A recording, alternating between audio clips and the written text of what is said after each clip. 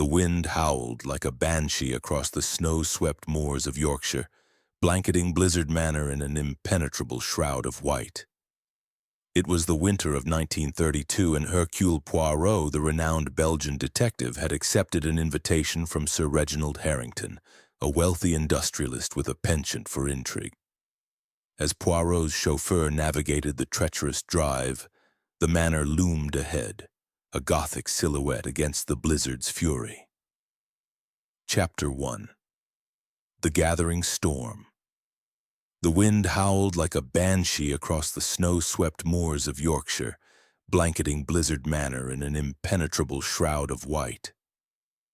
It was the winter of 1932, and Hercule Poirot, the renowned Belgian detective, had accepted an invitation from Sir Reginald Harrington, a wealthy industrialist with a penchant for intrigue. As Poirot's chauffeur navigated the treacherous drive, the manor loomed ahead, a Gothic silhouette against the blizzard's fury. The motor car, a sleek black Daimler, skidded perilously on the ice-glazed lane. Poirot sat in the rear, impeccably attired in a fur-lined overcoat, his patent leather shoes gleaming despite the slush.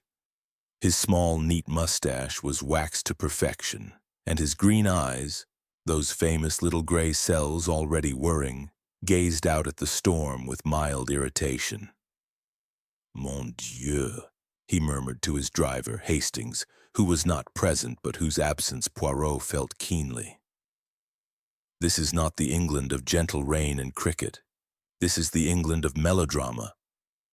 The invitation had arrived 3 weeks prior, penned in Sir Reginald's bold, impatient hand.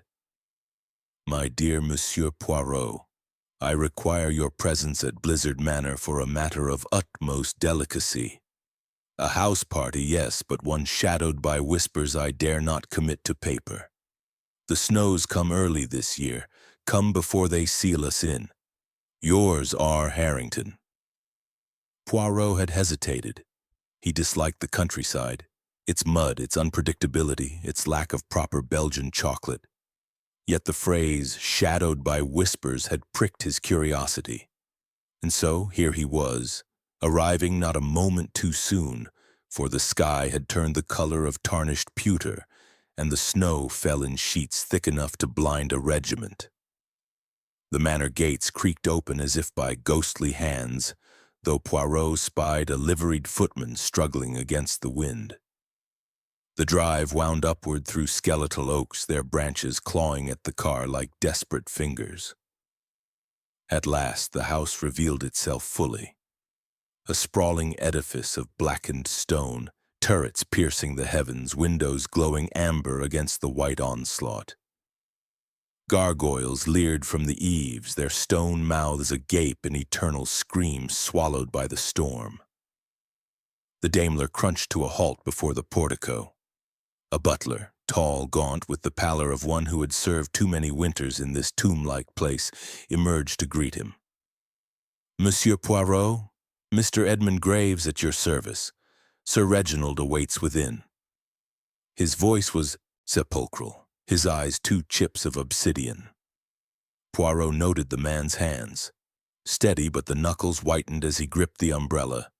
Tension, perhaps? Or merely the cold?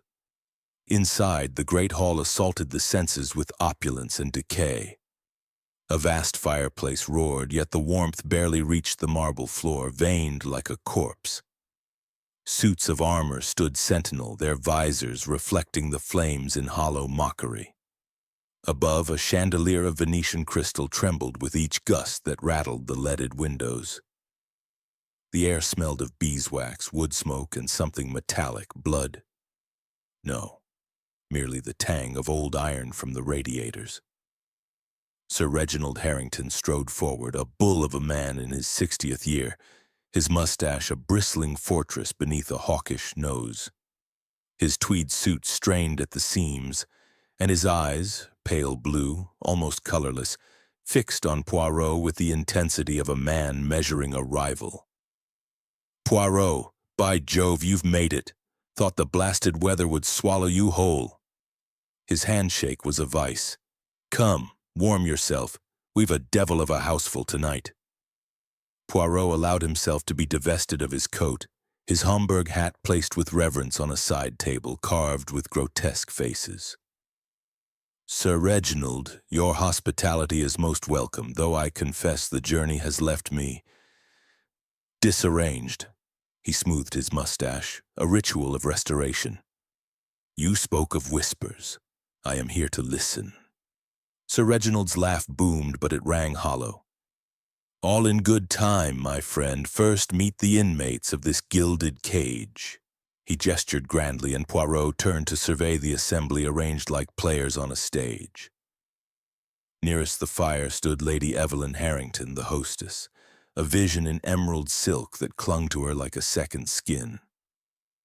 At 45, she retained the beauty of her youth, though her auburn hair was now streaked with silver, and her eyes, violet, extraordinary, held a wariness that no amount of kohl could conceal.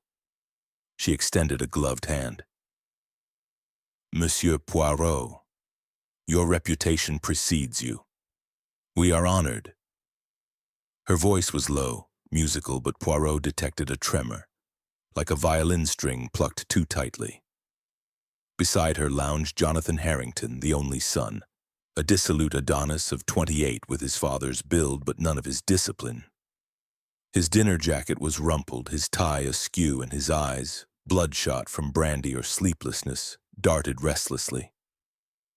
"Heard you're a wizard at puzzles, Poirot. Solve this one. How does a chap escape his own shadow?" He raised a glass in mock salute, then drained it. At the foot of the grand staircase lingered Miss Clara Thorne, a novelist of some notoriety, her blonde curls escaping a chignon, her gown a daring scarlet that clashed with the somber decor.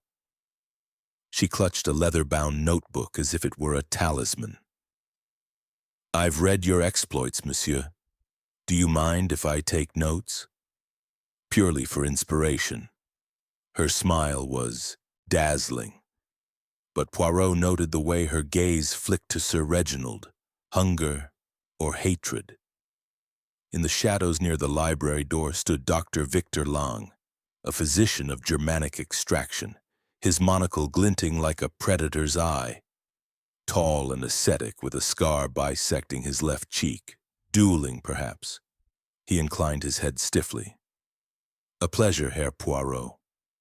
I trust your journey was not too taxing." His accent was precise, his tone clinical. Poirot sensed a mind as sharp as a scalpel.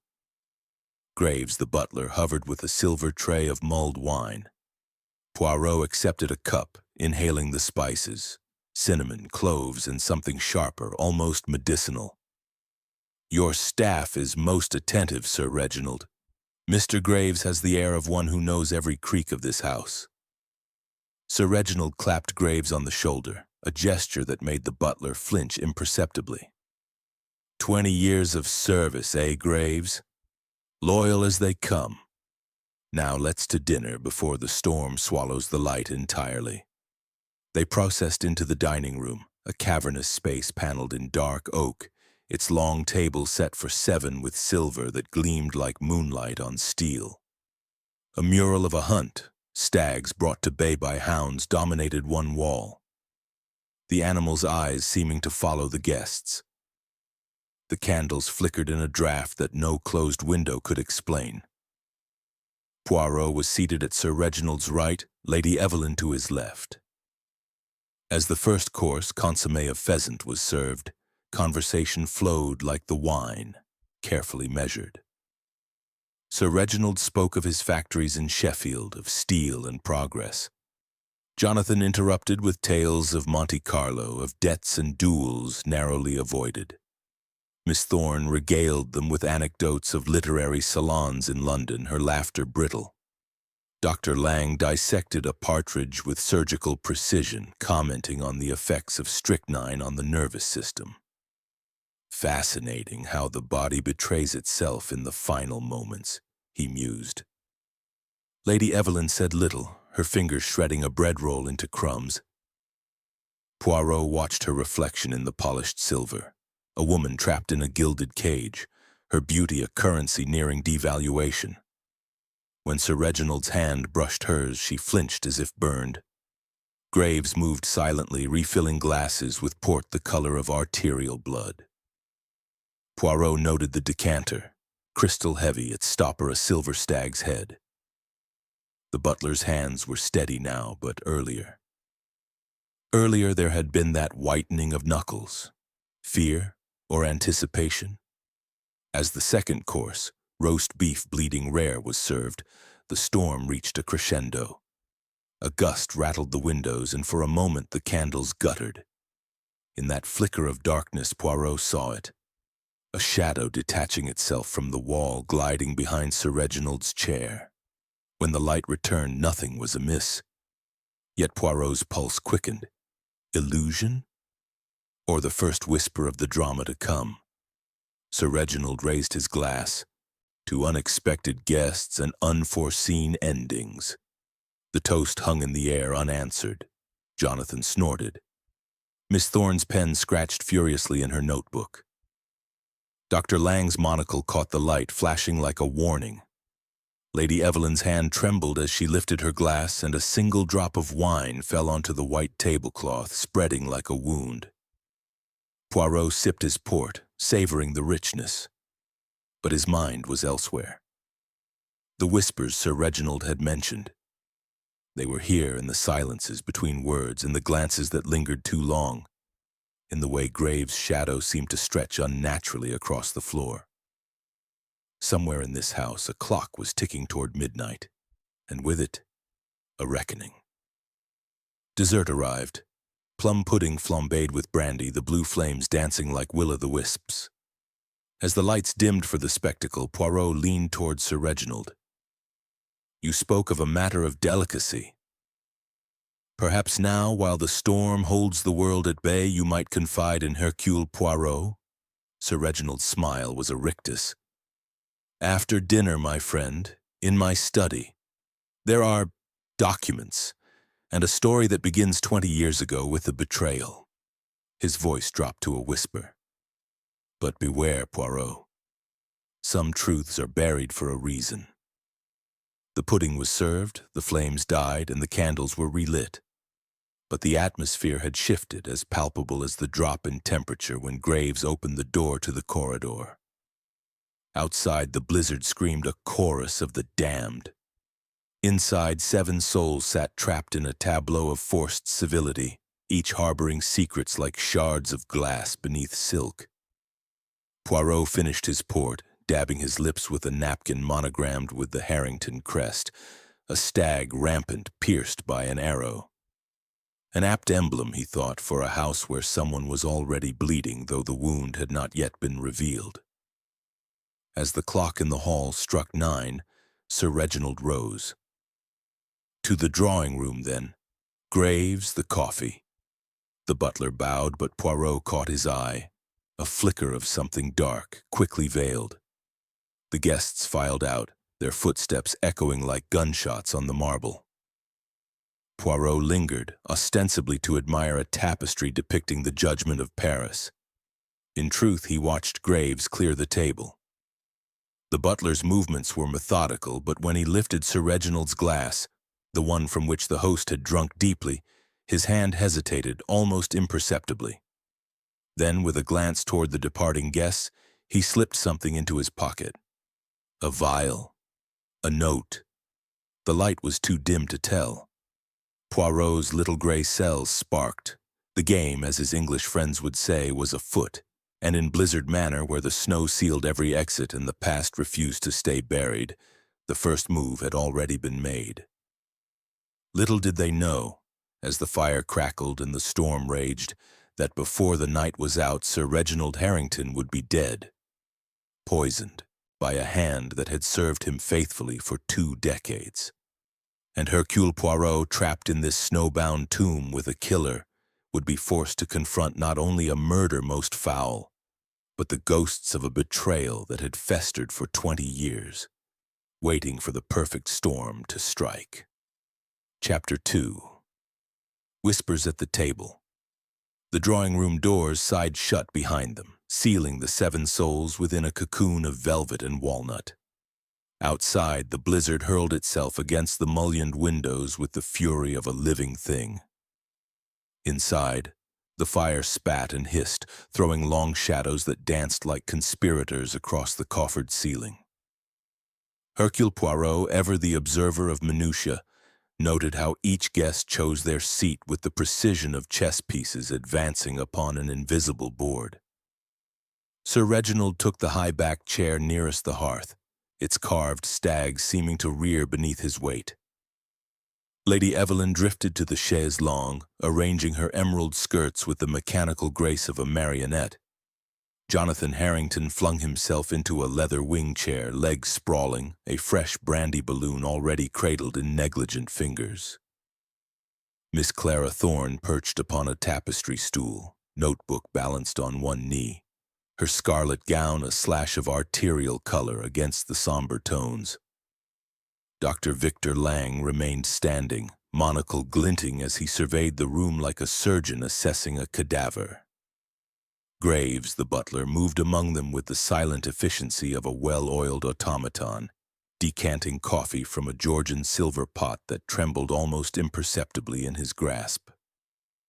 Poirot selected a small gilt chair slightly apart from the others, the better to observe the tableau. He accepted a demi-tasse from Graves, black, no sugar, precisely as he preferred, and inhaled the bitter steam. "Superb," he murmured. "One detects the hand of a true artiste in the roasting." Sir Reginald barked a laugh that held no mirth. "Graves is a treasure, eh? 20 years of service, and the man still anticipates my needs before I voice them." His gaze flicked to the butler, who inclined his head in acknowledgement, yet Poirot caught the fractional tightening at the corners of the man's mouth, an expression that might have been pride or something darker. Lady Evelyn's voice floated across the room, fragile as spun glass. "Reginald, must we discuss domestic matters before our guests? Monsieur Poirot has traveled far." She lifted her coffee cup, but her hand trembled. A droplet of the dark liquid beaded on the saucer like a tear. "Domestic matters?" Jonathan sneered, swirling his brandy so violently that amber liquid sloshed against the crystal. "Is that what we're calling father's latest economies? Cutting my allowance while squandering thousands on—" He bit off the sentence, eyes sliding to Miss Thorne, who arched a perfectly plucked brow. "On what, Mr. Harrington?" Clara's tone was honey over steel. "On entertaining literary ladies, perhaps? Or on those mysterious trips to London that keep your father from his factories?" Her pen hovered above the page, poised like a stiletto. Sir Reginald's fist crashed upon the arm of his chair. "Enough! I'll not have my private affairs dissected like a schoolboy's frog." The fire flared as a log collapsed, sending sparks up the chimney. In that sudden illumination, Poirot saw Graves' reflection in the overmantel mirror. The butler's face was a mask, but his eyes, those obsidian chips, burned with an emotion the detective could not yet name. Dr. Lang broke the silence with the calm precision of a man accustomed to crisis. "Tempers are frayed by the storm, perhaps a diversion. Monsieur Poirot, you are famed for your little gray cells. Entertain us with a puzzle." He removed his monocle, polishing it with a silk handkerchief that bore the faint scent of carbolic. Poirot inclined his head, the picture of modest acquiescence. "A simple observation, perhaps. I note that each person in this room nurses a secret as jealously as a miser guards his gold. Sir Reginald, you invited me to resolve a matter of utmost delicacy. Yet I sense the delicacy is not yours alone." His gaze traveled the circle, lingering on each face in turn. Lady Evelyn's breath hitched audibly. Jonathan drained his glass and reached for the decanter. Miss Thorne's pen scratched furiously, then stilled. Dr. Lang's scar seemed to whiten against his skin. Only Graves remained impassive, though Poirot observed the butler's left hand, the one not occupied with the coffee pot, curled into a fist so tight the knuckles gleamed like ivory. Sir Reginald rose abruptly, the movement sending his shadow lurching across the wallpaper's hunting scenes. Poirot, a word in my study. The rest of you, amuse yourselves. Graves, see that the fires are banked. This storm shows no sign of abating. He strode toward the door, expecting obedience. Poirot set down his cup with deliberate care.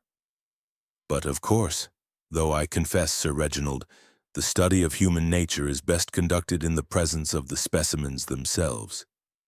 He followed nonetheless, his small, neat steps a counterpoint to the industrialist's heavy tread.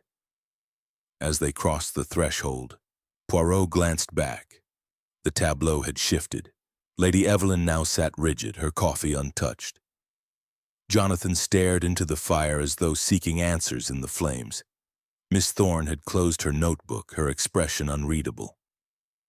Dr. Lang stood at the window, a dark silhouette against the white maelstrom beyond. Graves moved to bank the fire, his poker scraping against the grate with a sound like a scream. The study door closed with a soft, final click. Inside the room was a fortress of oak and leather, the air thick with the scent of cigars and old paper. A single lamp burned on the desk, illuminating a scattering of documents and a crystal tantalus containing 3 decanters, whiskey, brandy, and port. Sir Reginald poured 2 generous measures of the latter, handing one to Poirot. "Drink. You'll need fortification." The industrialist's voice had lost its bombast. It was the voice of a man standing at the edge of an abyss. 20 years ago I ruined a man, Edmund Graves' brother to be precise, a business rival, clever, ambitious, but ultimately disposable. He swallowed half his port in one gulp. The brother took his own life, left a widow, a child. Graves came to me then begging for employment. I gave it, out of guilt or arrogance I no longer recall. Poirot sipped, the wine rich and slightly metallic on his tongue. "And now the debt comes due?" Sir Reginald's laugh was bitter.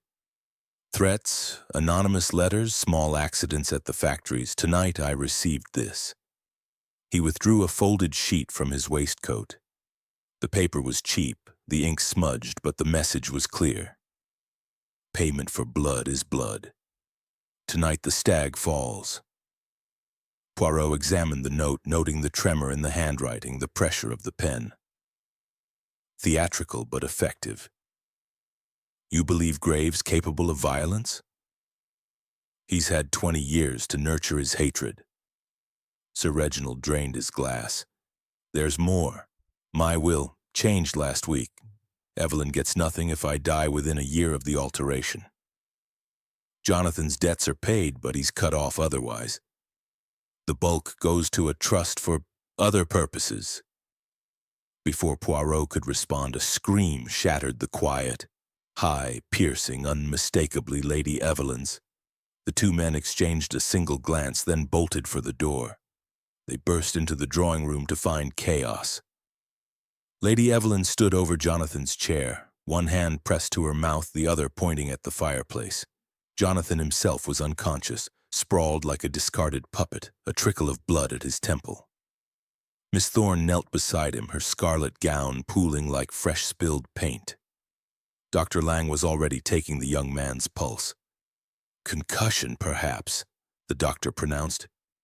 "He must have stood too quickly, brandy on an empty stomach, and struck his head on the fender." But Poirot's gaze was fixed on the hearth. There, half consumed by flames, was a photograph. Sir Reginald with a younger Graves, arms about each other's shoulders, both smiling. The image curled and blackened, the faces distorting into grotesque masks before crumbling to ash. Graves stood to one side, poker still in hand, his face ashen. "The fire was dying, sir. I merely added fuel." His voice was steady, but his eyes, when they met Poirot's, held the glitter of a cornered animal. Sir Reginald roared, "You burned my photograph? 20 years of loyalty?" 20 years of servitude, Graves corrected softly. The words hung in the air, more damning than any shout. Lady Evelyn swayed, clutching Miss Thorne for support. Jonathan stirred, groaning. Dr. Lang administered smelling salts. And through it all, the storm outside redoubled its fury as though the very elements conspired to keep them imprisoned with their secrets.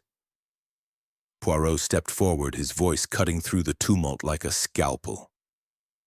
An accident, perhaps, or a warning.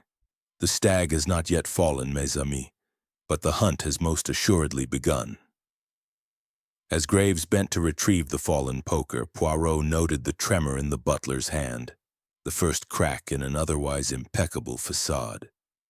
Somewhere in the house, a clock chimed the quarter hour, 15 minutes past 10.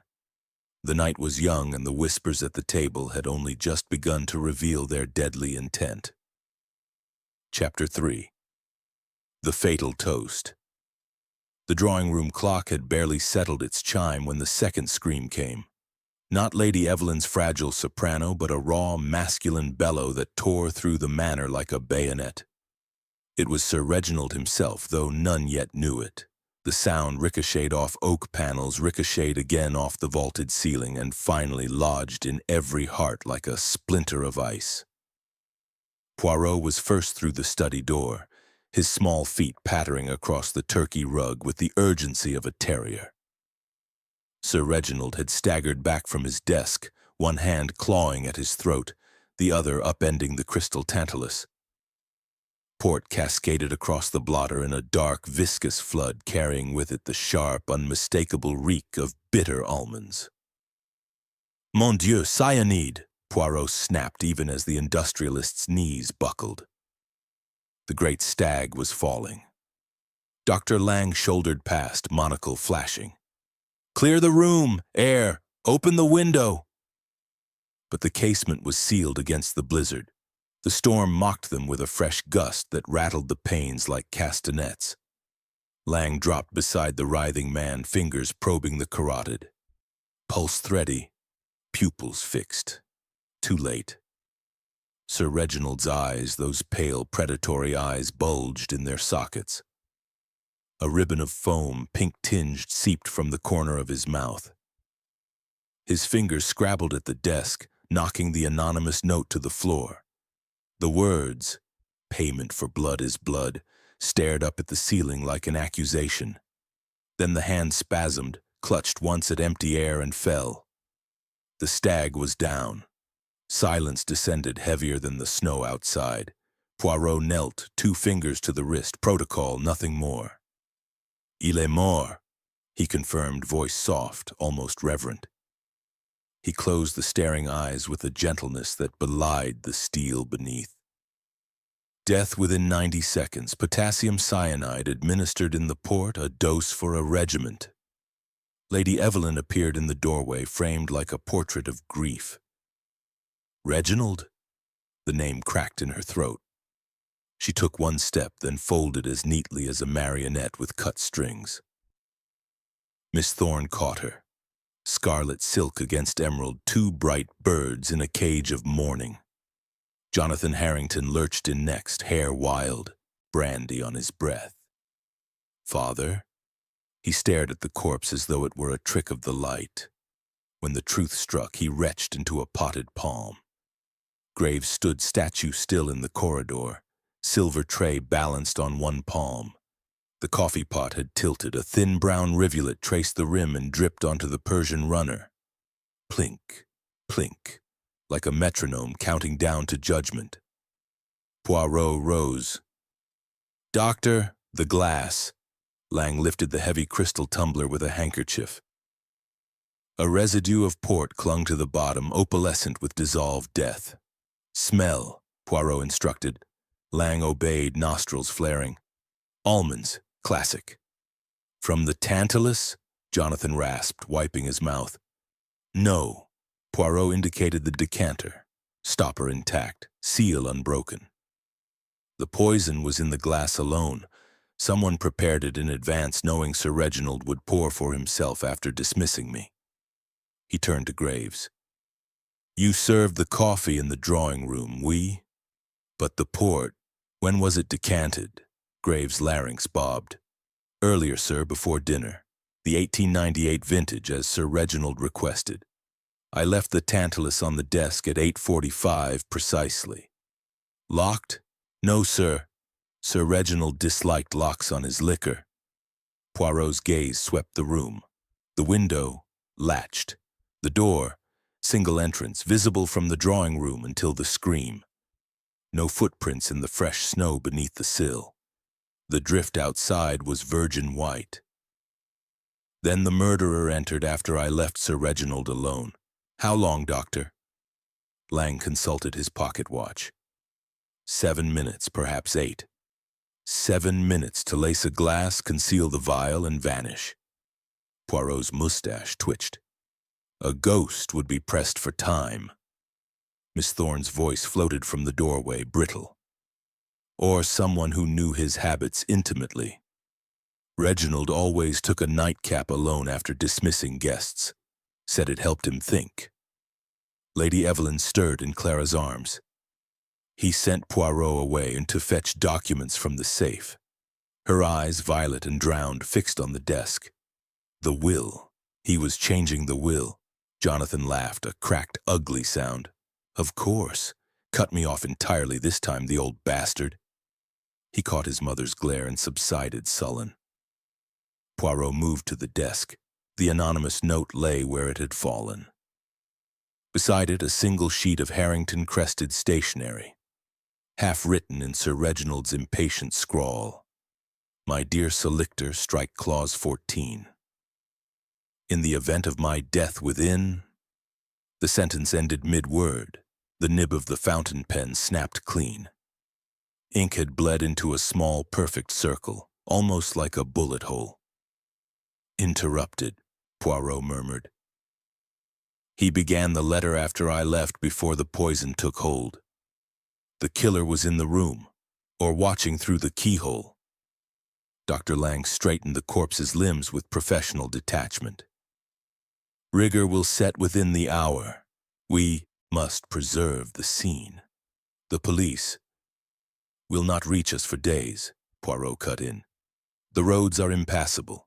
Blizzard Manor is a prison, and we are both inmates and warders. He turned to Graves. Seal this room. No one enters without my express permission. Doctor, you will assist me in examining the body. The rest, return to the drawing room. Mademoiselle Thorne, attend Lady Evelyn. Monsieur Jonathan, you will refrain from further brandy until we speak. Jonathan opened his mouth to protest, then thought better of it under Poirot's glacial stare. As the others filed out, Poirot lingered, eyes cataloging every detail. The overturned chair, kicked back in the first convulsion, the port stain spreading like a map of some dark continent. The Tantalus, whiskey and brandy untouched, port decanter half empty. He lifted the port bottle to the lamp. A faint sediment swirled at the bottom, crystalline, almost opalescent. Doctor, Lang joined him. Together they decanted a thimbleful into a clean glass. The sediment settled, tiny perfect prisms. Prussic acid crystals, Lang confirmed. Dissolved in the liquor, odorless until the almond note develops post-mortem. Poirot's gaze fell on the fireplace, a small pile of ash, fresh, gray-white. He teased it with the poker. A scrap of photograph survived, curled but legible. Sir Reginald and a younger man, Graves, arms about each other, both smiling. The rest was charcoal. Curious, Poirot said softly. A memento mori burned in haste. From the corridor came the sound of sobbing, Lady Evelyn raw and animal. Jonathan's voice thick with shock. He was a brute, but he was my father. Miss Thorne murmuring platitudes. Graves' measured tread as he locked the study door, the key turning with a click like a judge's gavel. Poirot stood alone with the corpse and the storm. He addressed the dead man conversationally. You invited me to prevent a murder, mon ami. Instead, I arrive in time to witness it. A failure, non, a challenge. He touched the broken pen. But you left me a breadcrumb, did you not? This unfinished letter, this snapped nib. Someone interrupted you mid-sentence, someone you trusted enough to admit after dismissing the famous Hercule Poirot. He opened the desk drawer. Inside, a revolver fully loaded, a bundle of letters tied with faded ribbon, a small leather-bound ledger, and beneath it all, a glass vial, empty, corked, the label half scratched away. The remnants of a chemist's mark, cyanide of pot. Poirot held it to the light. A single fingerprint smudged the glass, fresh, clear. He slipped it into his waistcoat pocket with a magician's flourish. The clock struck 11. Outside, the wind dropped to a moan as though the storm itself paused to listen. Somewhere in the manor, a murderer washed poison from their hands and rehearsed an alibi. Somewhere, a secret 20 years in the making had finally found its voice. Poirot turned the key in the lock from the inside, pocketed it, and addressed the silence. Round one to the killer, perhaps. But the little gray cells, they do not sleep. And Hercule Poirot, he never loses twice. He blew out the lamp. In the sudden dark, Sir Reginald's dead eyes seemed to gleam with approval, or warning. The fatal toast had been drunk. Now the real game began. Chapter 4. The little gray cells awaken. The storm had settled into a steady, malevolent hiss, as though the moor itself were exhaling poison. Inside Blizzard Manor, the drawing-room fire had sunk to sullen embers, yet no one moved to feed it. The guests sat in a loose circle of lamplight, faces bleached by shock and suspicion. Poirot stood at the mantel, small and immaculate, the only figure untouched by the night's chaos. He held the empty cyanide vial between thumb and forefinger, turning it like a jeweler appraising a flawed diamond. "Mesdames et messieurs," he began, voice crisp as frost, "we are marooned with a murderer. The local constabulary cannot reach us. The telephone wires are down. Therefore, justice must be administered by Hercule Poirot, and by you, the jury of circumstance." Lady Evelyn gave a small, broken laugh. "Jury? We are the accused." "Précisément." Poirot inclined his head. "And the accused must assist in their own exoneration. Dr. Lang, you will help me examine the body. The rest, remain here. Graves, coffee, and sandwiches. No one leaves this room without my permission." Graves bowed, the movement stiff. "At once, monsieur." He glided toward the door, but Poirot's voice halted him. "One moment. The Tantalus, when did you last polish it?" "This afternoon, sir, before the guests arrived." "And the port decanter, did you sample it?" A flicker, barely perceptible, crossed the butler's face. Sir Reginald forbade the staff to touch his private stock. Yet someone did. Poirot's eyes glittered. "Return in 20 minutes." The door closed. Poirot turned to the others. "Now, alibis, we begin with the 7 minutes between my departure from the study and the scream." "Lady Evelyn?" She pressed a lace handkerchief to her lips. "I remained on the chaise. Clara, Miss Thorne can vouch for me.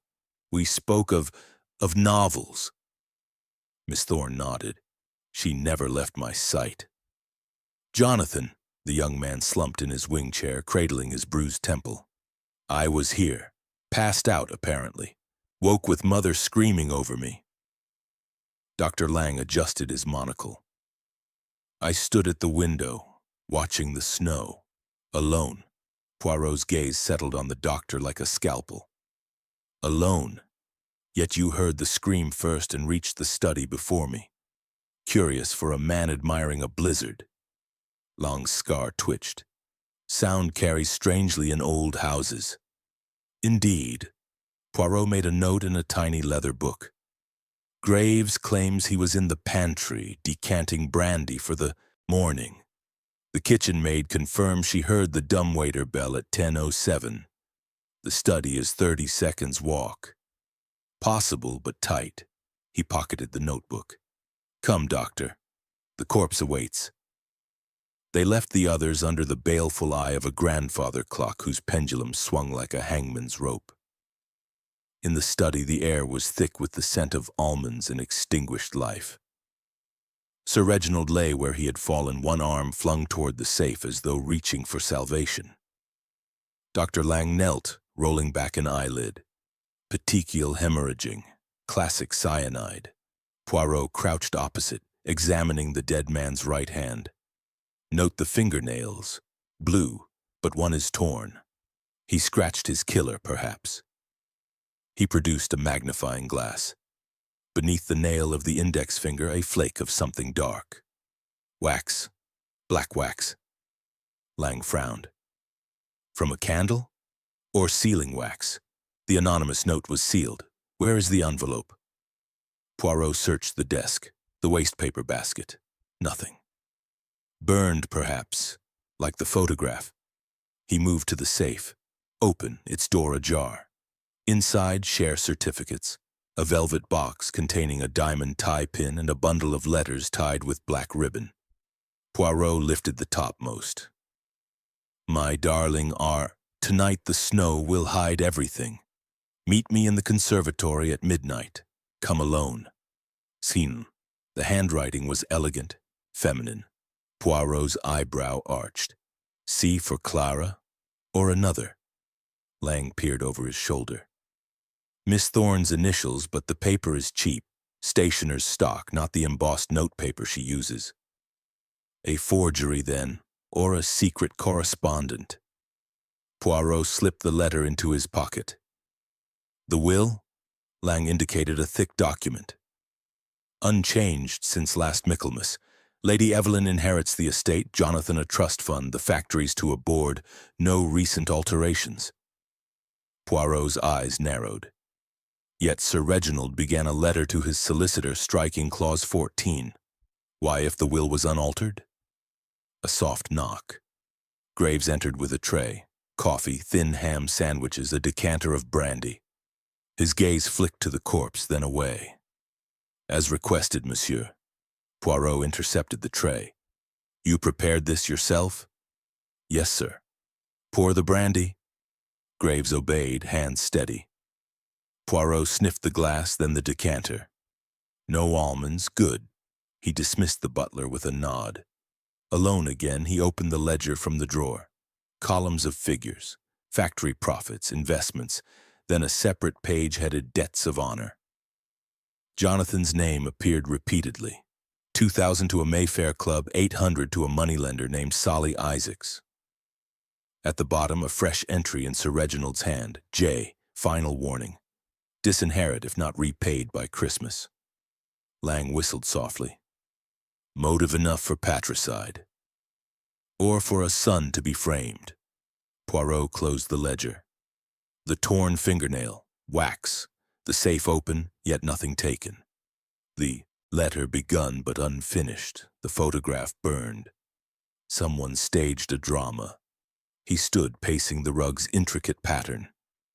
The killer entered after I left, poured the poisoned port and waited. Or trusted Sir Reginald to drink immediately, but why risk the study? Why not the drawing room? Lang shrugged. Opportunity, the storm masked footsteps, the house is a warren of corridors. Poirot stopped before the fireplace. The ashes had cooled. He teased them with the poker.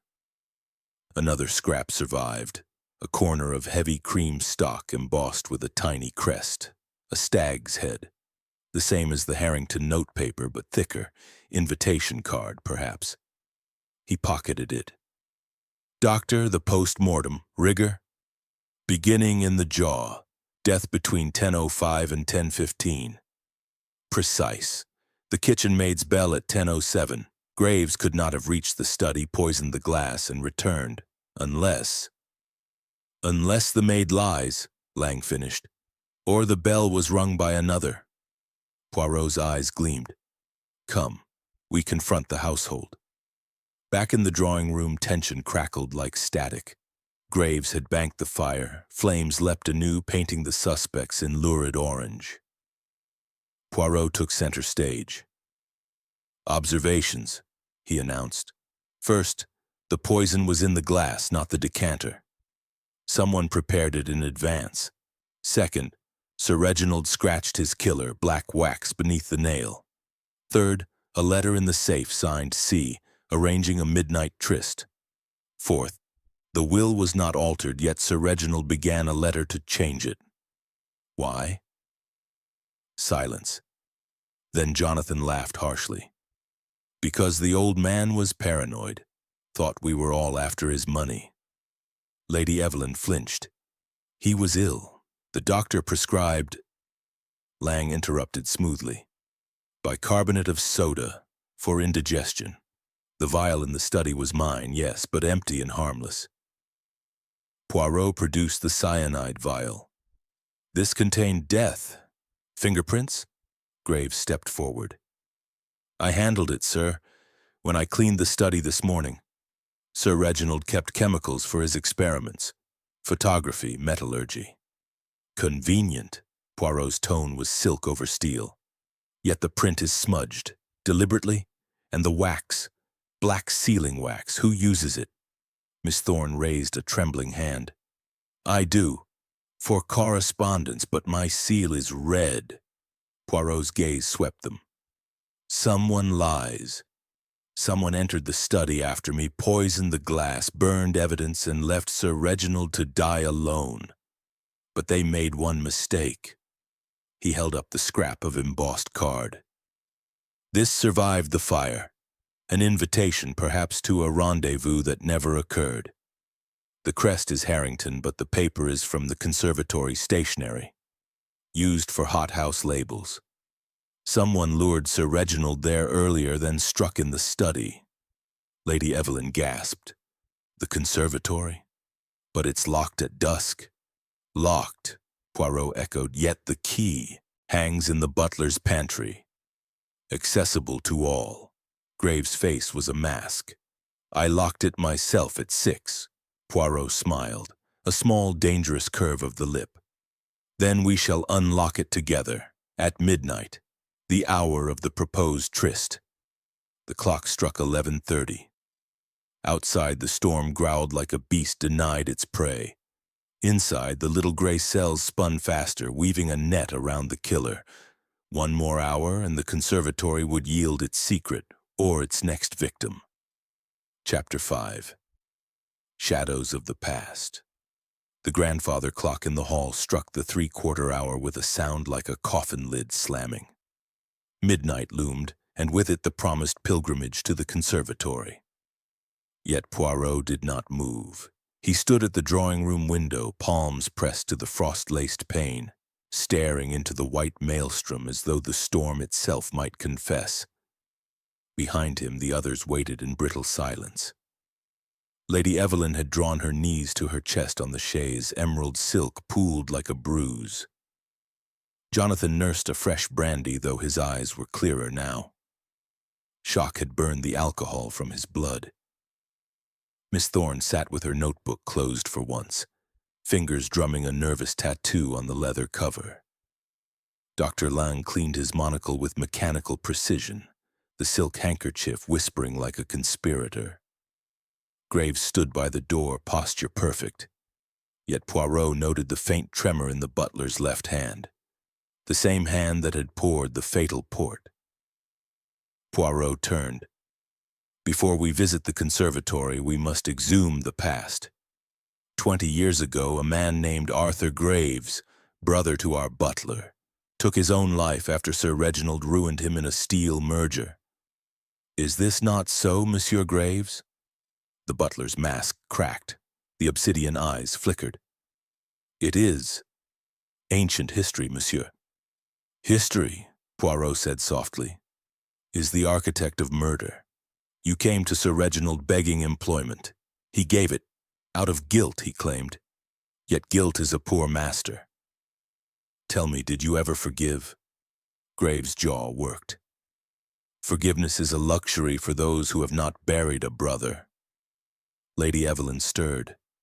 Reginald was ruthless in business, yes, but he kept Graves on. Paid for the nephew's schooling. Blood money, Graves snapped. the words torn from him like a bandage from a wound. The room stilled. My brother's suicide note named Harrington. I kept it. Read it every night for 20 years. His voice dropped to a whisper. Until tonight. Jonathan laughed, a brittle sound. So the loyal retainer poisons his master? How deliciously Gothic. Silence, Poirot commanded. Monsieur Graves, you handled the port decanter. You had access to the study, the conservatory key, the chemicals, yet the kitchen maid places you in the pantry at 10:07. Explain. Graves drew a steadying breath. I was decanting brandy, yes. But the dumbwaiter bell, it rings in the pantry. And the kitchen? The maid heard it from below. I could have rung it myself, then slipped to the study. Confession? Lang asked, monocle flashing. Hypothesis, Graves corrected. I am merely demonstrating how alibis unravel. Poirot's eyes narrowed. Then let us test another. Mademoiselle Thorne, your notebook, may I? Clara hesitated, then handed it over. Poirot flipped to the last page. A sketch. Sir Reginald at the dining table, but the face was scratched out, replaced by a crude skull. Beneath, in Clara's elegant hand, the stag must fall. Clara paled. A writer's fancy. I was angry. He rejected my latest manuscript, called it sentimental drivel. Yet you dined with him tonight, all smiles, Poirot observed. And the letter in the safe? Meet me in the conservatory at midnight. See, your initial. Coincidence, Clara's voice cracked. Anyone could forge. Indeed. Poirot produced the love letter from his pocket. Cheap paper, yet the ink is quink, expensive, available in the library. And the handwriting. Note the loop of the Y, the crossed T. Identical to your notebook. Clara's hands flew to her mouth. I wrote no such letter. Lady Evelyn rose, trembling. Stop this, you're tormenting us. She turned to Poirot, eyes wild. Reginald was changing the will because of me. I asked for a divorce. He refused unless I surrendered my settlement. Tonight he threatened to cut Jonathan off entirely if I left. Jonathan surged to his feet. You were leaving him? For whom? For no one, Evelyn cried. For myself, Dr. Lang's voice cut through like a scalpel. And I perhaps provided the means. He reached into his waistcoat and produced a small brown bottle. Laudanum, prescribed for Sir Reginald's nerves. Harmless in moderation. But mixed with cyanide, he set it on the table. I refilled it yesterday. The bottle in the study was identical, empty. Poirot seized it, uncorked, sniffed. Almonds. Faint but present. You brought poison into the house, Doctor. Lang's scar whitened. I brought medicine. Someone substituted the contents. Or you did, Jonathan snarled. You were in the study this afternoon checking Father's heart, you said. Lang's composure cracked. I was alone with him for 3 minutes, yes. He complained of chest pains. I examined him, that is all. Poirot paced, mustache twitching. 3 minutes to swap bottles. Possible. But the conservatory. Why lure him there? He moved to the fireplace where the earlier photograph had burned. With tongs, he lifted another fragment, the edge of a second image. 2 boys, Jonathan and another older, standing before Blizzard Manor. The stranger's face was obliterated, but the stance was familiar. Graves, Poirot said suddenly. Your nephew, the one Sir Reginald educated, what became of him? Graves' voice was hollow. He died. Spain 31, fighting for the Republicans. Sir Reginald paid for the funeral. Generosity, Poirot mused, or penance. He turned to Jonathan. And you, monsieur, your debts. 2,000 to Solly Isaacs, a Jew, I believe. Your father despised usury. Did he discover the lender? Jonathan's face crumpled. He found the IOUs, threatened to expose me to the club, ruin. Enough for murder? Enough for despair, Jonathan whispered. Poirot's gaze swept the room. We have motives in abundance: revenge, rejection, inheritance, desperation, betrayal. But one piece is missing: the conservatory key. Graves produced it from his pocket, brass glinting. As you requested, monsieur. Poirot took it, weighed it. Heavy, old. Yet the lock is new, installed last year after a burglary attempt. Who has duplicates? Only Sir Reginald, Graves said, and myself. Yet the conservatory was unlocked at 6, locked at dusk. Someone entered after. He moved to the door. Come, midnight approaches. They processed through the darkened house like a funeral cortege. The conservatory lay at the rear, a glass cathedral appended to the stone. Graves unlocked the door. Humid heat rolled out, thick with the scent of earth and orchids.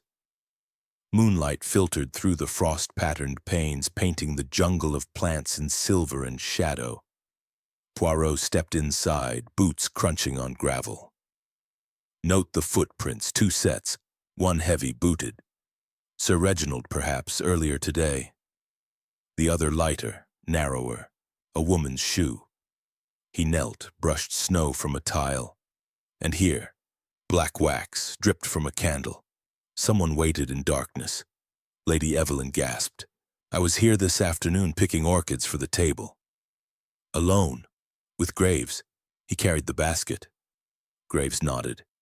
True, madam. Poirot moved deeper, parting ferns. Beneath a workbench, a small tin box, lid ajar. Inside a candle stub, black wax, and a glass vial identical to the one in the study, half full of crystalline powder. A label, handwritten, KCN, for photographic fixer. He held it aloft. The murder weapon's twin, hidden here, then retrieved for the study. Clara's voice trembled. Anyone could have planted it. Anyone with access, Poirot agreed. But note the candle, burned for 20 minutes, no more. The tryst was meant to occur, then abandoned for the study. He turned to Graves. You locked this door at 6, yet the wax is fresh. Someone entered after, using your key? Graves' face was ash. I swear. A scream cut him off, Lady Evelyn pointing. On the workbench, half concealed by a pot of night-blooming cereus, lay a single white orchid, its throat stained crimson, blood fresh and wet. Poirot touched it, sniffed. Not paint. Human. A few hours old. He examined the bench. A struggle. The plant overturned, soil scattered. Sir Reginald was here. After dinner, perhaps, lured by the note. Attacked but not killed. The poison was a backup. Jonathan's voice was hoarse. Then why the study? Because the conservatory is glass, Poirot said. Visible from the house. The killer was interrupted by whom? Dr. Lang stepped forward, pale. I walked the corridor at 9:30, saw a light here, thought it was the gardener. Yet you said nothing. I assumed Sir Reginald was inspecting his plants. He often did. Poirot's eyes gleamed. Lies pile like snowdrifts, but one truth emerges. The murder was improvised. The study was Plan B. He held up the orchid. This blood, Sir Reginald's? We shall test. But the killer left a signature.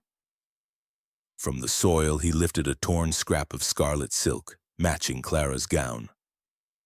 Clara stared at her hem, a tear, fresh. I caught it on a thorn this afternoon. Or tonight, Poirot said softly. The clock in the hall struck midnight. Somewhere in the house a door creaked. Footsteps, light, hurried, fled toward the servants' stairs. Poirot smiled, small and terrible.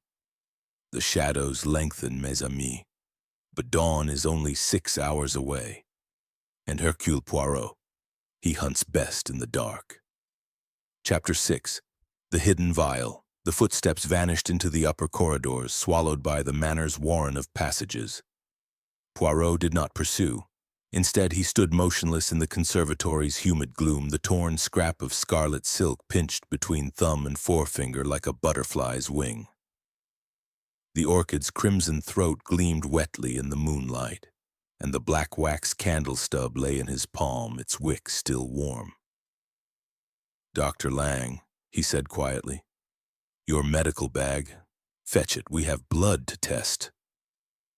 Lang hesitated, then nodded and disappeared. The others clustered near the door, silhouettes against the snow-lit glass. Lady Evelyn's breath came in shallow puffs. Jonathan's eyes were fixed on the orchid as though it might sprout fangs. Clara Thorne hugged herself, scarlet gown now torn and soiled, her earlier poise cracked like porcelain.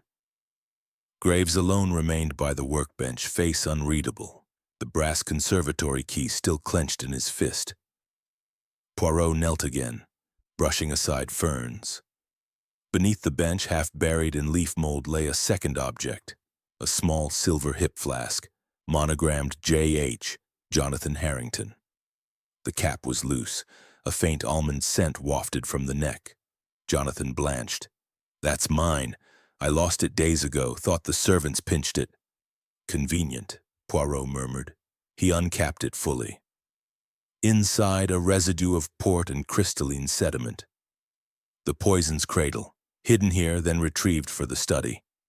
He stoppered it and slipped it into his pocket. "Monsieur Jonathan, you drink from flasks?" "Sometimes, when father locked the decanters. Yet this one was in the conservatory, near the blood, the wax, the vial." Poirot's gaze swept them.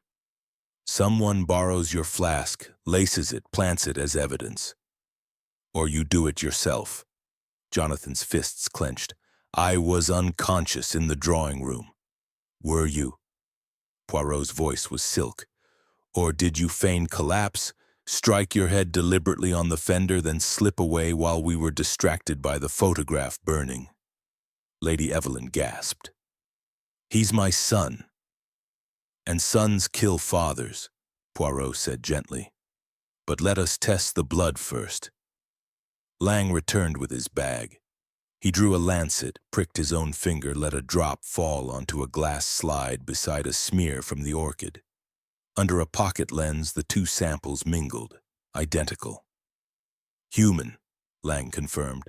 "Type O Sir Reginald's, I'd wager, the cut on his hand." Poirot lifted the dead man's hand from memory. "Yes.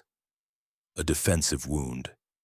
He fought here, bled here, was dragged or walked to the study to finish the job." Graves spoke for the first time, voice hollow.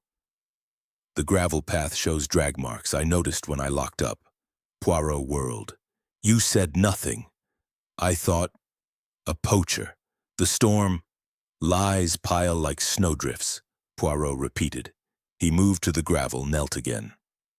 Two parallel furrows, faint but unmistakable, led from the bench to the door. A body, heels dragging. Yet Sir Reginald was found seated at his desk. He walked part way, coerced perhaps at gunpoint. He produced the revolver from the study drawer, earlier pocketed. 6 rounds, all present, but the barrel smells of oil, not powder. A threat, not a shot. Clara's voice trembled. "Then why the study?" "Because the conservatory is glass," Poirot said. "Visible from the house. The killer was interrupted by Dr. Lang's stroll at 9:30. They moved the victim inside, staged the suicide note, poisoned the port as backup." Lang's scar twitched. "I saw a light, yes, but no figures." "Yet you were close enough to interrupt." Poirot's eyes gleamed. "Tell me, Doctor, your rivalry with Sir Reginald, the patent for the new steel alloy. He stole it from you in 29, did he not?" Lang's monocle dropped, clinking against his waistcoat. "He funded the research, then claimed sole credit. I was his physician, bound by oath, but yes, I resented it." "Enough to poison him?" "Enough to wish him dead, not to kill." Poirot turned to Graves. "And you, monsieur, the key. You locked this door at 6, yet the wax is fresh, the blood hours old. Someone had a duplicate."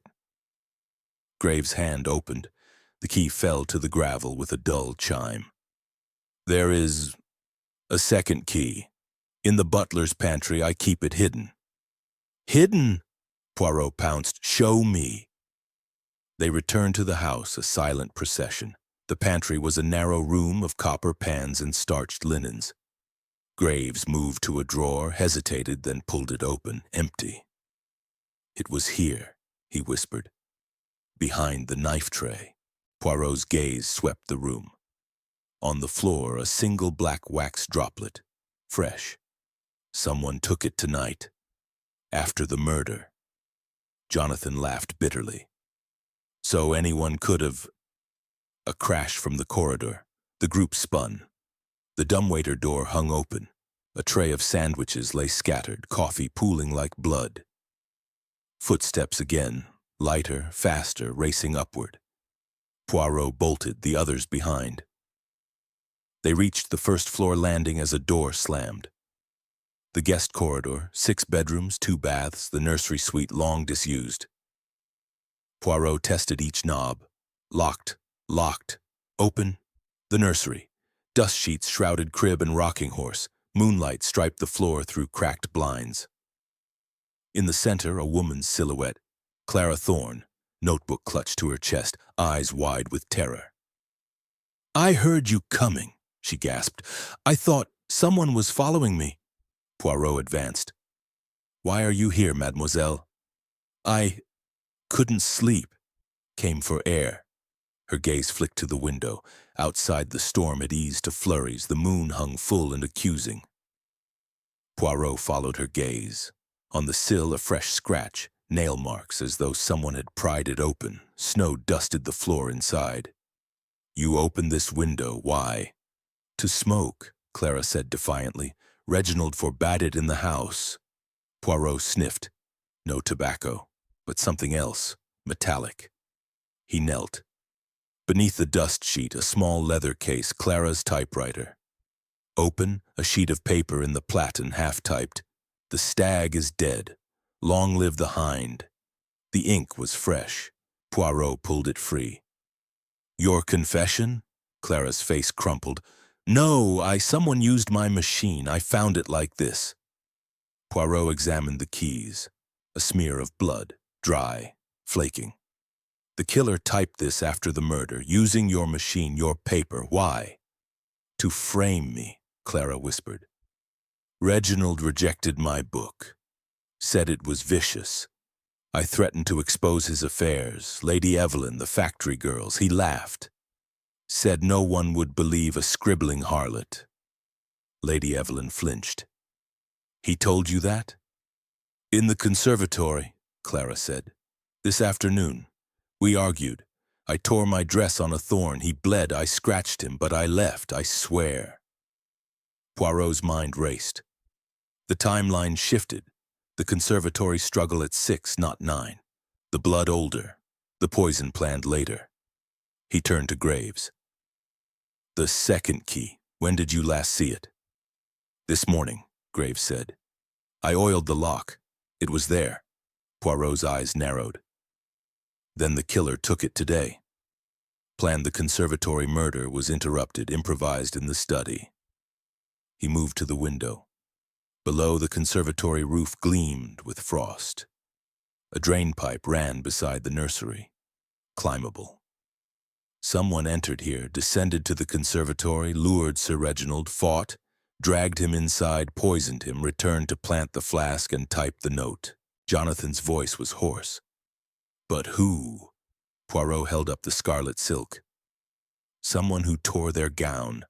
Someone with access to Jonathan's flask, Clara's typewriter, Graves' key, Lang's bottle."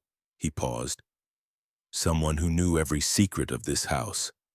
His gaze settled on Graves. The butler met it steadily, but his left hand, the trembling one, curled into a fist. Poirot smiled, small and terrible. "The net tightens, mes amis, but one thread remains. The suicide note in the study. Sir Reginald's hand, yet the ink is wrong. Quink, not his usual waterman. Someone forged it. And the paper," he produced the scrap from the study fire.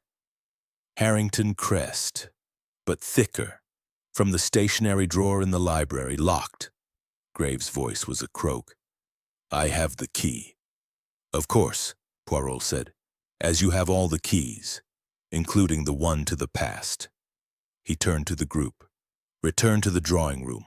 Lock the door. Dr. Lang, bring your bag. We test the blood on the orchid against Sir Reginald's.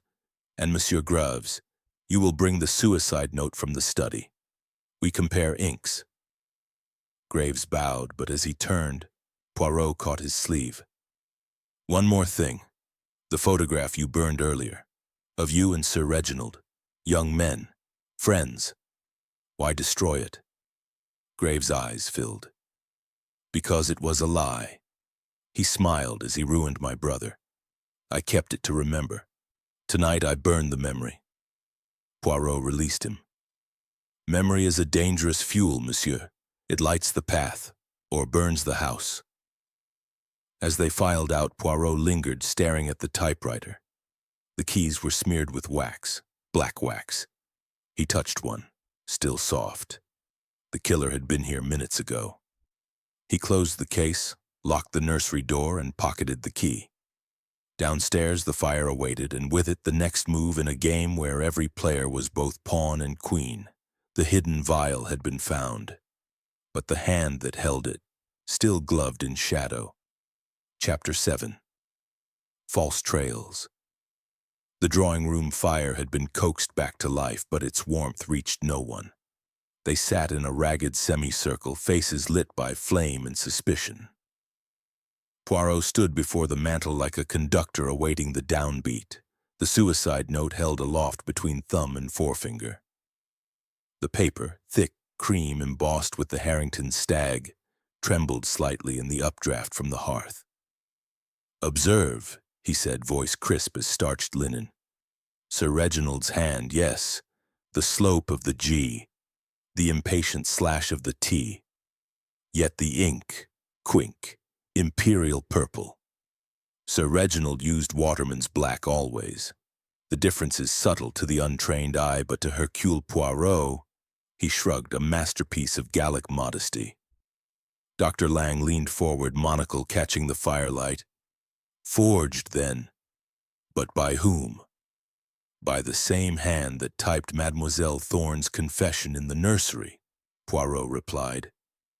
"The same hand that planted Monsieur Jonathan's flask, tore the scarlet silk, dripped black wax. A busy hand, none?" Graves entered, tray in hand, fresh coffee, a plate of shortbread. His movements were precise, but Poirot noted the faint sheen of perspiration at his temples despite the chill. The butler set the tray down and produced a small glass vial from his waistcoat. "The ink, monsieur, from Sir Reginald's desk drawer. Waterman's, as you said." Poirot uncorked it, sniffed, then dabbed a corner of the suicide note with a moistened finger. The purple bled, revealing a faint black underlayer. Layered forgery. The killer wrote in Waterman's first, then overlaid with quink to disguise the hand. Clever, but not clever enough. Lady Evelyn's voice was a thread. Why forge a suicide note at all? "To muddy the waters," Poirot said, "to suggest despair over business or guilt over the ruined brother. A red herring, as the English say. But the little gray cells, they sniff out the fish." Jonathan Harrington stirred, brandy sloshing in his glass. "And the will? You said it was unchanged."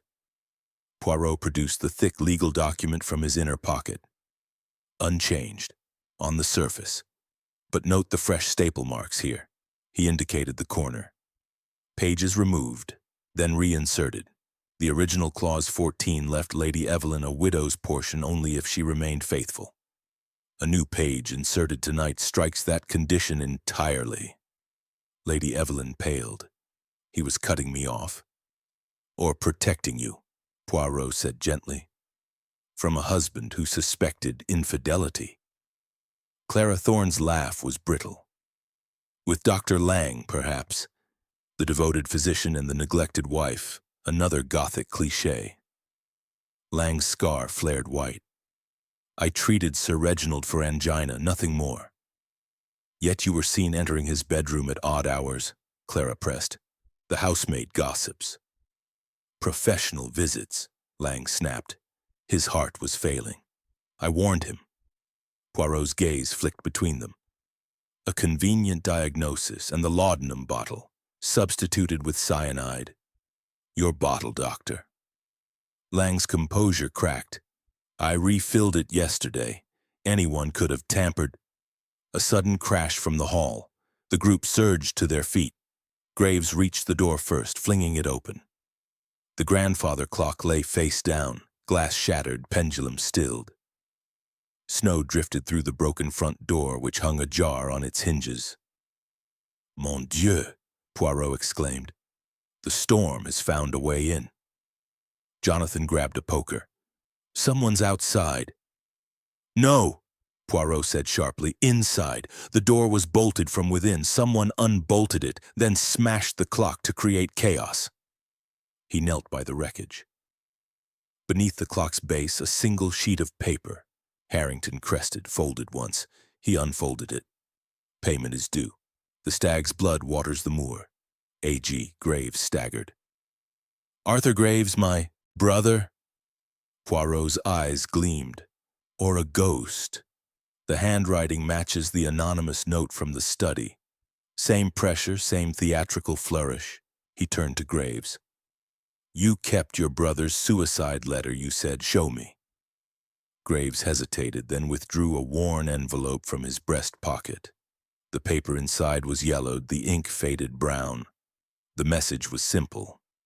Harrington has taken everything. I leave my curse to his heirs. A.G. Poirot compared the two. Different hands. The new note is forced, angles exaggerated. A forgery of a forgery. Lady Evelyn whispered, then someone is using the past to terrorize us. Précisément, Poirot said. But why now? Why tonight? He moved to the open door. Snow had already begun to pile on the threshold. Footprints led outward, deep, booted, then vanished into the drift. A decoy. The killer went out, circled through the conservatory, re-entered via the kitchen. Graves. Check the back door. The butler returned moments later, face grim. Unbolted. Snow on the mat. Poirot nodded. The false trail. While we chase shadows, the killer plants more evidence. He turned to Clara. Mademoiselle, your notebook. May I see the last page again? Clara handed it over with trembling fingers. The skull sketch was gone, torn out cleanly. In its place, a fresh page. The hind will follow the stag. Typed, not written. Clara gasped. I didn't... Of course not, Poirot said. The killer used your machine again. But note the ribbon, nearly spent. The letters are faint. The nursery typewriter's ribbon was fresh. He held up the torn skull page, retrieved from the nursery wastebasket earlier. This was removed to make room for the new message. The killer is improvising. Jonathan's voice was hoarse. Then nothing is real. The flask, the silk, the notes, all plants? Some, Poirot said. Others are truths twisted into lies. The blood on the orchid is real, the drag marks are real, the poison is real, but the narrative, the vengeful brother, the spurned lover, the greedy son, these are costumes. Dr. Lang spoke quietly. And the revolver? You said it was unused. Poirot produced it. Yes, but note the cylinder, scratched, recently cleaned but not fired. Someone considered shooting, then chose poison. He turned to Graves. You oil the guns, oui? Monthly, Graves said, last week. Then the scratches are fresh, within days. Lady Evelyn rose, swaying. I can't bear this. Reginald is dead, and we're tearing each other apart like wolves. Poirot's voice softened. Madam, the wolves circle because the shepherd is gone. But Hercule Poirot, he is the sheepdog. He moved to the fireplace, where the earlier photograph ashes still smoldered. With tongs, he lifted a final fragment, a corner of a third image. Two men in academic robes, young Reginald and another arm in arm. The second face was scratched out, but the gown bore the crest of Balliol College, Oxford. Graves, Poirot said suddenly. You attended Oxford? The butler's eyes widened. Briefly, before family obligations. With Sir Reginald? A lifetime ago. Poirot's smile was small, sharp. Then you knew him before the ruin, before the brother. The photograph you burned, it was not of business partners but of friends. You destroyed the evidence of affection to fuel the myth of hatred. Graves' mask shattered. He betrayed me twice, first my brother, then my trust. I served him to watch him suffer. Tonight I thought. A scream from upstairs, Clara high and piercing. The group thundered up the grand staircase. The nursery door hung open. Inside, the typewriter lay smashed, keys scattered like teeth. On the dust sheet, a fresh message in blood, still wet. The next to fall is the detective. Poirot stared at it, unflinching. Ah, the killer grows bold, or desperate. Jonathan's voice shook. We should barricade ourselves. No, Poirot said. We set a trap. The killer believes I am close. Let them come. He turned to Graves. You will lock the nursery. Dr. Lang, you will prepare a sedative for anyone who needs it. Lady Evelyn, Mademoiselle Thorne, share a room. Monsieur Jonathan, you will guard them. Graves. His eyes hardened. You will remain with me. The butler bowed, but his hands trembled. As you wish, monsieur. As the others dispersed, Poirot lingered, studying the bloody message. He touched it, still tacky. Then from his pocket he drew the orchid petal. The blood matched. He addressed the empty room. You bleed, mon ami. And Hercule Poirot, he follows the trail of blood. Downstairs the fire crackled. The false trails multiplied, but the true path narrowed. One more act, and the curtain would fall. Chapter 8. Revelations in the Dark. The house had shrunk to a single heartbeat of light. The drawing-room fire banked low, pulsing like a dying star. Outside, the storm had collapsed into silence, the snow so thick it muffled even the wind. Inside, the 6 survivors sat in a circle of wing chairs and settees arranged by Poirot like pieces on a chessboard. Between them, on a low walnut table, lay the evidence in neat, accusatory rows. Poirot stood at the hearth, small and immaculate, the firelight gilding his mustache to copper. He held the revolver loosely, barrel pointed at the ceiling. Mesdames et messieurs, he began, voice soft but carrying to every corner. The hour is late and the truth impatient. We have chased shadows long enough. Now we corner the beast. He turned first to Graves, who stood behind Lady Evelyn's chair like a dark sentinel. Monsieur Graves, you have served this house for 20 years. You have the keys to every lock, the knowledge of every creak. You burned the photograph of your youthful friendship with Sir Reginald to fuel the myth of hatred. Yet hatred is not the same as murder. Sit. Graves obeyed, spine rigid. Poirot moved to Clara Thorne. Mademoiselle, your gown is torn, your typewriter defiled, your initial used to lure the victim. Yet the struggle in the conservatory occurred at 6, when you were seen by the gardener. Sit. Clara sank beside Lady Evelyn. Poirot faced Jonathan. Monsieur, your flask contained the poison. Your debts gave motive. Your collapse in this very room provided opportunity. Yet you bled from the temple, real blood, real bruise. Sit. Jonathan dropped into his chair. Dr. Lang remained standing, monocle dangling. Poirot's gaze pinned him. Doctor, your laudanum became cyanide, your patent was stolen, your footsteps interrupted the conservatory attack. Yet you saved Lady Evelyn from fainting, you diagnosed the poison instantly. Sit. Lang sat. Only Lady Evelyn remained unaddressed. She lifted her chin, violet eyes defiant. And I, Monsieur Poirot, the faithless wife? You, madame, loved and were loved in return by the wrong man. Sit. She sat. Poirot placed the revolver on the table, barrel now pointing toward the center. Now, he said, We play the Belgian game of le petit théâtre. Each of you will speak one truth and one lie. The killer will betray themselves in the lie. Silence. The fire popped. Poirot began. Lady Evelyn, truth. She swallowed.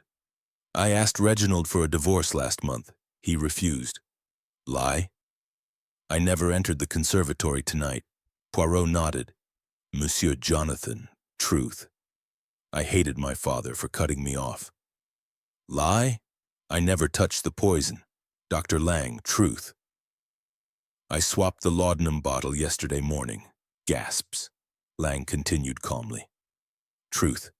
I swapped it for bicarbonate. Sir Reginald complained the old bottle tasted bitter. Lie. I did not poison it. Mademoiselle Thorne, truth.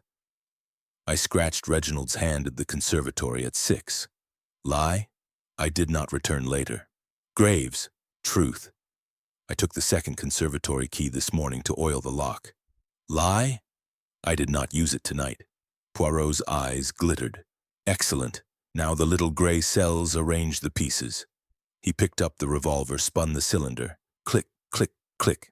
6 chambers, 6 bullets, but 1 scratch on the cylinder, here. He indicated a fresh gouge.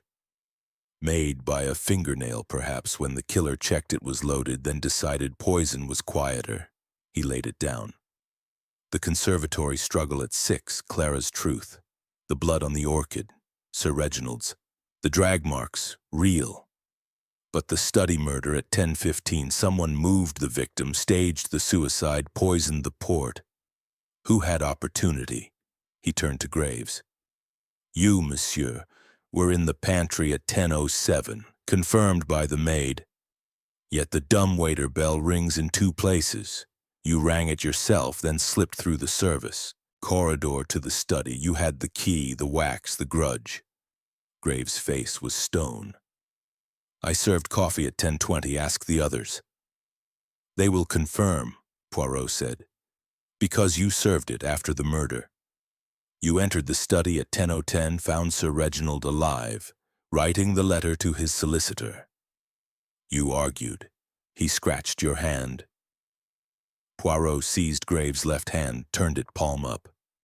A fresh crescent scab beneath the index nail. Black wax beneath Sir Reginald's nail, yours. You seal letters with black wax, we. Graves tried to pull away. Poirot held firm. You burned the photograph to destroy the evidence of friendship. You forged the suicide note on the thick stationery from the library, your key. You typed the confessions on Clara's machine, your fingerprints on the T key smudged with blood. Lady Evelyn whispered, Edmund? Graves' voice cracked. He ruined my brother. Then he laughed. Tonight in the study, said Arthur was weak, that I was weaker for serving him. I struck him, he fell, I dragged him to the desk, forced the pen into his hand, wrote the note, then I poisoned the port. He drank, he died. Silence. The fire settled into ash. Poirot released Graves' hand. You confess. Graves laughed, a broken sound. 20 years I waited, tonight the stag fell. Jonathan lunged, fists raised. Lang restrained him. Lady Evelyn wept silently. Clara stared as though at a stranger. Poirot picked up the revolver. But one detail, monsieur. The nursery message. The next to fall is the detective. Written in blood after your confession. You were with me when it appeared. Graves blinked. I typed it earlier. No, Poirot said softly. The blood was fresh. Someone else wrote it. Someone who knew you would confess, who wanted chaos to continue. He turned the revolver, barrel now pointing at Dr. Lang. You, doctor, you diagnosed the poison instantly because you prepared it. You swapped the laudanum for cyanide yesterday, then planted the empty bottle in the study. You interrupted the conservatory attack at 9:30 because you were the attacker. You fought Sir Reginald, cut his hand, dragged him inside. Graves found him alive, finished the job. You let him. Lang's scar twitched. Absurd. Poirot produced the Balliol photograph fragment. You and Sir Reginald, Oxford classmates. You developed the steel alloy together. He stole it, ruined your career. You came here as physician to watch him die slowly. Angina, you said. But tonight you accelerated the process. Lang's hand darted to his waistcoat. Poirot was faster. The revolver cracked. The bullet shattered Lang's monocle, embedding in the chair back. Lang froze, blood trickling from a cut cheek. "Check his pocket," Poirot ordered. Jonathan ripped open Lang's waistcoat. A second vial, cyanide crystals, and a torn scrap of emerald silk, Lady Evelyn's gown. Lady Evelyn screamed. "Victor?" Lang's voice was calm. "He stole my life, I stole his." Poirot lowered the revolver. Two killers, Graves, revenge for the brother. Lang, revenge for the patent. Graves struck first, Lang finished. They used each other's motives as camouflage. Graves stared at Lang, betrayal raw. "You let me hang?" Lang smiled thinly. "You were always the servant." Poirot addressed the room. "The net closes. At dawn the police will come. Justice will sort the roles. Graves the poisoner, Lang the architect. But for now..." He clicked the revolver's safety. "The little gray cells have spoken." The fire died to embers. Outside, the first pale streak of dawn touched the snow. In the silence, two men waited for the hangman, and the manor exhaled its final secret. Chapter 9. The confrontation. The drawing room had become a tribunal. The fire was dead, yet the air crackled with heat, of rage, of revelation, of 20 years' worth of buried rot finally clawing into daylight. Dawn's first blade of light slid between the curtains, slicing across the walnut table where the evidence lay like a dissected corpse. The revolver rested in Poirot's small, steady hand, safety off, muzzle trained on the space between the two killers. Graves stood rigid, Butler's mask shattered, the scab on his palm glistening like a fresh brand. Dr. Lang sat opposite, monocle gone, blood threading from the cut on his cheek. Emerald silk scrap clenched in Jonathan's fist.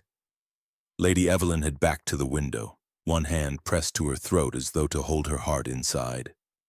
Clara Thorne's notebook lay open on her lap, pages blank now. She had torn out every accusation, every sketch, as if paper could absolve her. Jonathan breathed like a winded bull, knuckles white on the poker he still gripped. Poirot spoke first, voice quiet, lethal. "Monsieur, you have played a duet of death. One composed the score, the other struck the final note. But the orchestra, noose. We have heard every sour chord. Now we demand the libretto." He turned to Lang. "Doctor, you arrived at Blizzard Manor 3 years ago with a forged reference from a Viennese clinic. Sir Reginald hired you because you promised a miracle cure for his angina. Miracle. A word that conceals poison. You prescribed digitalis, then slowly increased the dose. Digitalis toxicity mimics heart failure. Tonight you accelerated the symphony with cyanide. But you needed a scapegoat. Graves's ancient grudge was perfect." Lang's scar twitched. "Speculation. Fact," Poirot countered. He laid the Balliol photograph fragment on the table. "Oxford, 1905. You and Reginald. Hans Langenfeld before you anglicized the name. You co-authored the alloy patent. He filed it alone. You were ruined, exiled, struck from the Royal Society. You waited 30 years. Patience is a surgeon's virtue." Lang's eyes flicked to Graves. And he was the perfect fool. Graves lunged. Jonathan intercepted, pinning the butler's arms. "Let him speak," the young man snarled. Poirot continued, relentless. "Graves, you discovered the patent theft last month. Sir Reginald bragged of it in his cups. You confronted him in the conservatory at 6, a struggle. You scratched his hand, he tore your sleeve." Poirot produced a black wool thread from his pocket, matching Graves' tailcoat. "You fled, planning to return at midnight with the forged note. But Lang had already lured Sir Reginald back at 9:30 using this." He held up the emerald silk scrap. torn from Lady Evelyn's gown earlier, stolen from the laundry. Lang attacked, cut Sir Reginald's hand deeper, dragged him to the study. You, Graves, arrived at 10:10, found him alive, finished the poison. Lang watched from the corridor, ensuring his patsy took the fall. Lady Evelyn's voice cracked. Victor? You used my dress? Lang's smile was thin. You were leaving him anyway, Evelyn. I offered you freedom. Freedom? She laughed, a sound like breaking crystal. You offered me a noose. Poirot turned to Graves. You burned the Oxford photograph to hide Lang's motive. You typed the nursery message in blood, your blood, from the scratch to terrify us into chaos. You smashed the clock, unbolted the door, laid the false trail. But you made one error. He lifted the suicide note. The ink. You used quink because Lang supplied it, his bottle, his forgery kit. You wrote the note before the murder, planning suicide staging. Lang altered it after, adding the quink overlay to match Clara's typewriter ribbon. 2 forgers, 1 pen. Graves sagged in Jonathan's grip. He promised me justice, said we'd share the blame, split the inheritance through a fake will. Lang snorted. I promised you a hanging. Poirot's eyes narrowed. And the will, that was your masterstroke, Doctor. You removed Clause 14 last week, replacing it with a page benefiting you, a secret trust routed through a Swiss account. Sir Reginald discovered it tonight, began the letter to his solicitor. You killed him to silence him. He produced the stapled will, flipped to the altered page. The paper was thinner, the watermark different. Forged on your portable Corona, same typeface as the nursery message. You planted Jonathan's flask to implicate the son, Clara's silk to implicate the lover, my own name in blood to eliminate the detective. Jonathan released Graves, who sank to his knees. Why me? The butler whispered. Lang's voice was ice. Because you were expendable, like your brother, Graves roared, a sound of pure animal grief, and launched himself at Lang. The doctor sidestepped. Graves crashed into the table, scattering evidence. The revolver skittered across the rug. Clara screamed. Jonathan dove for it. Lang was faster, snatched the gun, leveled it at Poirot. Enough games, little man. Poirot did not flinch. You fire. The bullet will be heard in the village. The snow stops at dawn. Tracks lead here. You hang twice. Lang's hand trembled. I walk out the conservatory, vanish across the moor. With no coat, no food? Poirot's voice was silk. You freeze before breakfast. Lang's gaze darted to the window. The snow had ceased. Pale light revealed a world of white, unbroken. Footprints would betray him in minutes. Graves rose slowly, blood on his lip. Give me the gun, Victor. We end this together. Lang swung the muzzle toward the butler. Stay back. Poirot stepped forward, palms open. Doctor, you are a man of science. Consider the equation. 1 bullet, 6 witnesses. The odds are not in your favor. Lang's scar pulsed. Sweat beaded despite the cold. His finger whitened on the trigger. Lady Evelyn moved, swift, silent. She seized the heavy silver coffee pot from the tray and brought it down on Lang's wrist. Bone cracked. The revolver spun away. Jonathan pounced, pinning Lang to the floor. Graves stood over them, chest heaving. Poirot retrieved the gun, clicked the safety. Madame, you have the strength of a lioness. The hind protects her own. Evelyn dropped the pot, hands shaking. He used me. All of us? Graves knelt, strangely calm. I poisoned the port. I deserve the rope. Lang spat blood. And I planned it. We both hang. Poirot shook his head. No. One hangs, one is transported. English law is precise. Graves, murder by poison, premeditated. Lang, conspiracy, attempted murder of a detective. The jury will decide who swings. He turned to the window. Outside, the crunch of boots on snow, distant but growing louder. The village constable, snowshoes strapped on, lanterns swinging. Behind him a dog cart, then another. Rescue and retribution. Poirot addressed the room. The storm breaks, the truth is clear. Sir Reginald Harrington, flawed, ruthless, but not suicidal. 2 men killed him, one with hate in his heart, one with greed in his veins. The little gray cells have triumphed. He laid the revolver on the mantel, barrel cold. Now we wait for the law, and for the sun. The first ray struck the stag crest on the wall, gilding it blood red. In its light, graves wept without sound. Lang stared at the ceiling, and the survivors breathed the thin, clean air of morning. The confrontation was over. The reckoning had just begun. Chapter 10. Dawn of Truth. The sun rose over Blizzard Manor like a judge in scarlet robes. Light poured through the broken front door, across the shattered clock, over the tableau of exhaustion and justice. 2 constables in heavy greatcoats stamped snow from their boots while the village sergeant, a man built like a brewer's dray, took Poirot's statement with the reverence usually reserved for royalty. Handcuffs clicked, Graves first, wrists meek, head bowed. Lang second, snarling, the cut on his cheek now crusted black.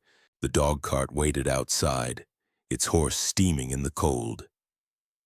Tracks from the village cut a clear path through the virgin snow. The manor's isolation had ended with the storm. Poirot stood on the portico, overcoat buttoned to the throat, Homburg hat tilted just so.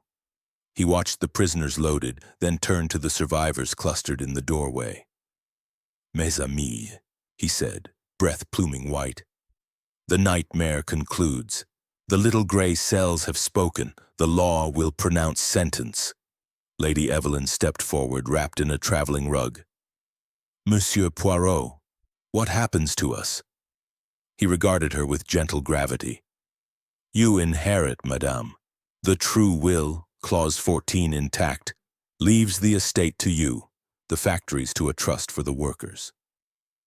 Sir Reginald's final letter to his solicitor, though unfinished, revokes the forged page. Lang's Swiss account will be seized. Justice is not always tidy, but it is just. Jonathan Harrington, eyes red-rimmed, managed a crooked smile. "And me?" "Debts and all." Poirot produced the ledger from his pocket. "Your father paid Solly Isaacs last week, quietly to spare your pride. The final entry, J. Debts cleared. A clean slate. He loved you, monsieur, in his stern way." Jonathan's shoulders shook. Clara Thorne closed her notebook for the last time. "I'll write the true story," she said softly. "No more Gothic fictions." Poirot inclined his head. "Write it well, mademoiselle. Truth is the only mystery that never disappoints." The sergeant approached, helmet tucked under one arm. "Motorcar's ready, sir. The yard sends compliments. Case closed before we arrived." Poirot allowed himself a small smile. Hercule Poirot does not wait for the postman. As he descended the steps, Graves called from the cart. "Monsieur, one thing. The photograph I burned, we were friends once, before the ruin. I kept it to remember the man he might have been." Poirot paused. "Memory is a mirror, monsieur. It shows us what we choose to see. You chose vengeance. Lang chose greed. Sir Reginald chose pride. All paid the price." Lang spat into the snow. "And you, little man, what do you choose?" Poirot's eyes were wintergreen. "Order, method, and the occasional cup of chocolate chaud." He climbed into the waiting Daimler. The engine turned over with a cough, then a steady purr. As the car crunched down the drive, Blizzard Manor receded in the rear window. Turrets softened by snow, gargoyles blinded by sunlight. The stag crest on the gates caught the dawn and threw it back like a promise. Inside the manor, the survivors began the slow work of living. Lady Evelyn ordered the fires lit, the broken clock removed, the blood-stained orchid burned. Jonathan opened the factory ledgers and discovered his father's marginalia, 4J when he is ready. Clara drafted her first honest sentence. The storm came, and with it, truth. At the village inn, Poirot took a corner table, ordered chocolate and croissants, and wrote a telegram to Hastings. Murder solved. 2 killers, 1 storm, returning London, bring mustard. P. He sipped the chocolate, rich and dark, and allowed himself one sigh of satisfaction. The little gray cells were already cataloging the next puzzle. Something about a missing parrot in Torquay, perhaps. But for now, the moor lay white and silent. The manor stood cleansed, and the stag, though fallen, had not died in vain. Outside, the snow began to melt. Water dripped from the eaves in steady, cleansing drops. Spring was still months away, but the thaw had begun. The case was closed. The dawn was new,